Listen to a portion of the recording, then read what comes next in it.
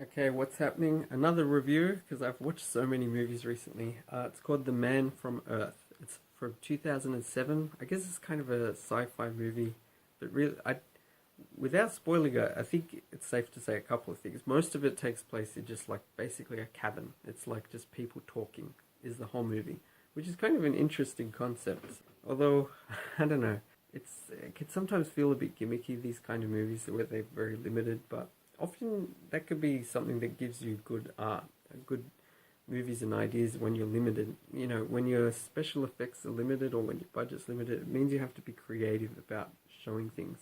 And often less is more. Anyway, this is an interesting movie. I didn't like the music that much at the start. It just seems it's a case of the music, I think, not adding much.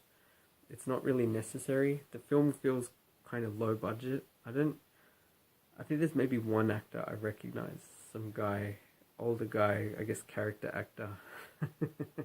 Which seems just, character actor seems to be a nice way to say they're not a main actor. They're just always one of those, little people in the background who are often pretty good actors, but so I can't remember what else he's from. Yeah, I also don't think it's a spoiler to give the basic idea, which is this guy is retiring from university, used to be a university lecturer or something, I think in, what topic, like history or certain parts of history. He ends up revealing to his friends something that he hasn't really told many people, because he's been there for about 10 years and now he's moving on. And he hasn't really told them why, and they're like, is there a problem? What, and he's like, no, I just feel like it's sort of got itchy feet. I've done this before every so often. But what he tells them is kind of hard to believe. Basically, I don't think this is a spoiler, because you find out fairly close to the start, and that's what the movie's about. That he's been around for a long time, that he's actually not that young, like talking hundreds of years or even thousands of years old. And of course, they're like, what? And then it just sort of goes on. They sort of question him and they have different kinds of reactions. It's interesting because there's like a biologist and, I don't know, maybe a paleontologist, archaeologist. They're generally smart people with different backgrounds, or at least the characters, I mean. It reminds me of Big Brother and other reality TV shows where I never understood. The concept has potential, but they always get these like 20-something-year-old opinionated people who are just loud, who are proud about who they are. They just go out and will argue with anyone on any topic without knowing enough to have an interesting point of view.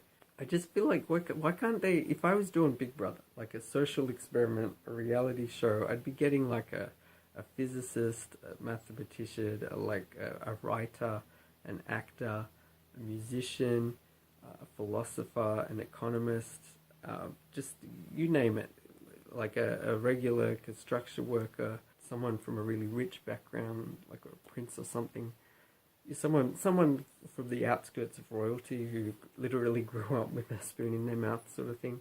Someone that's very politically on the left, someone that's politically on the right. Just this mix, mix that in with different racial backgrounds and genders, and just interesting mix of people.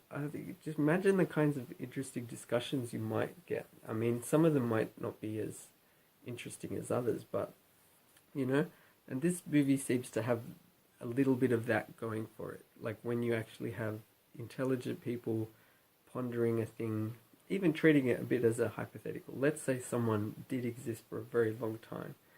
If they were, is that even possible? And if it was, how would it happen? As an idea for a science fiction movie. But yeah, in this movie, it's kind of like this character claims that that's the case, and then it's like exploring, how do we know that, and that's a messed up thing to claim. And then there's more. I won't say anything more about what gets revealed over time. Some of it I thought was a bit silly or far-fetched.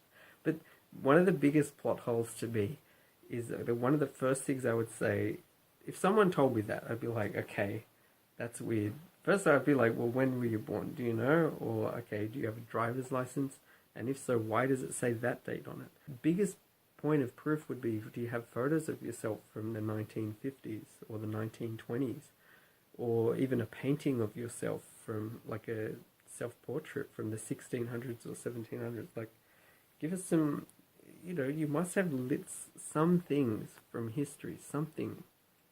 Photos in particular.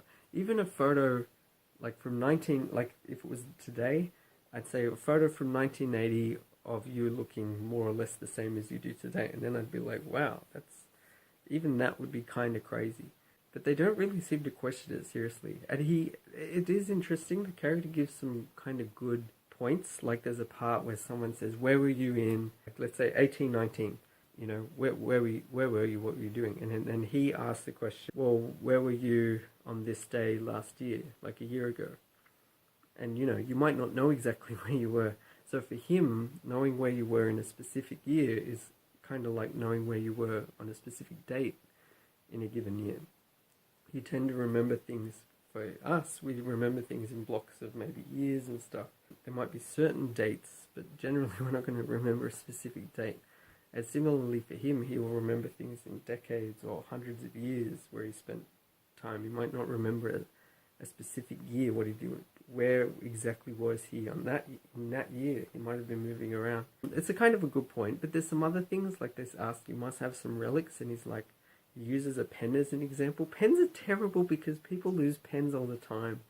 You know, it's like, will you have this in 20 years? It's like, of course you won't have a pen, but anything that matters to you, I think most people will have a bunch of things from their childhood, or at least certain things from years ago that they've kept or that they keep using. I mean, we've got like a Sega Mega Drive. I'm pretty sure we've got some boxes with stuff from when I was in primary school and high school, just books and like toys and all kinds of random little things that, you know, we're kind of cleaning up, and then it's, you know, a lot of stuff you get rid of, and then some things you decide, no, keep this because this is kind of special, and you know, at some point I might like to look at it.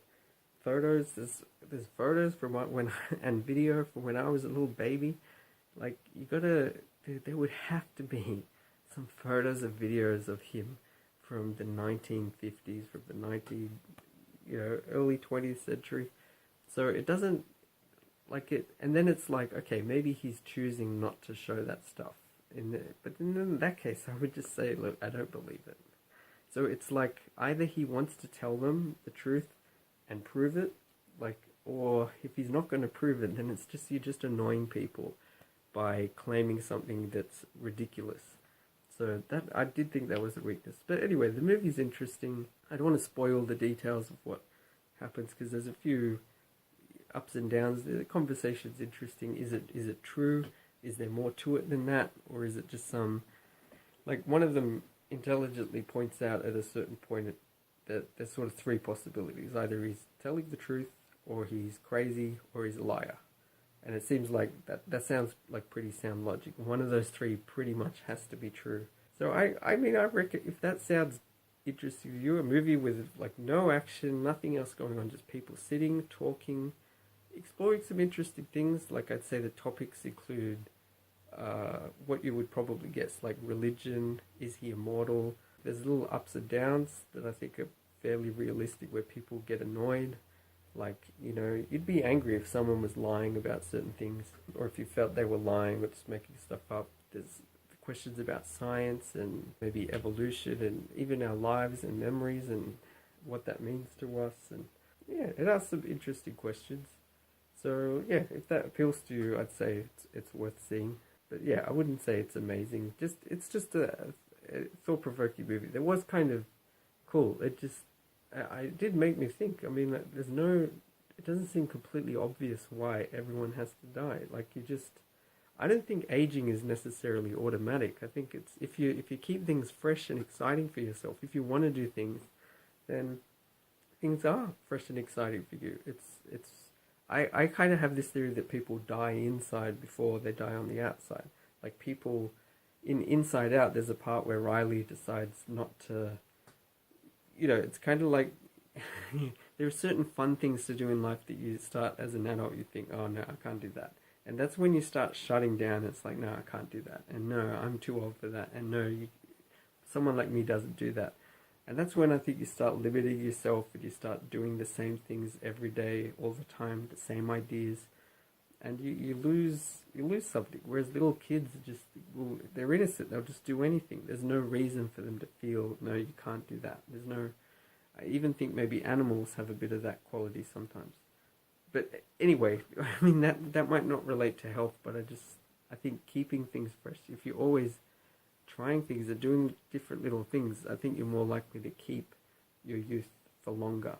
Whereas repetition, stagnation, I think you tend to start getting you age more. That's what I think. So anyway, I'll leave it there. It's an interesting movie. I'd probably I feel like every movie I end up giving like a 7 or an 8. But I've looked at movies I've rated on IMDb. They're actually pretty nicely spread out. I've given plenty of movies every single rating.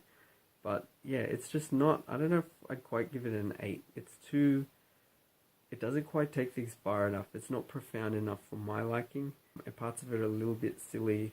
And it didn't impress me with the detail. It could have gone a bit further. But anyway, I'll leave it there. So thanks for watching. Bye.